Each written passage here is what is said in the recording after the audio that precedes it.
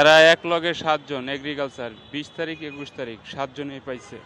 মোটামুটি যারা ঢুকছে সবাই ভিসা পাইতেছে ভাই, ইনশাল্লাহ সবাই ভিসা পাইতেছে।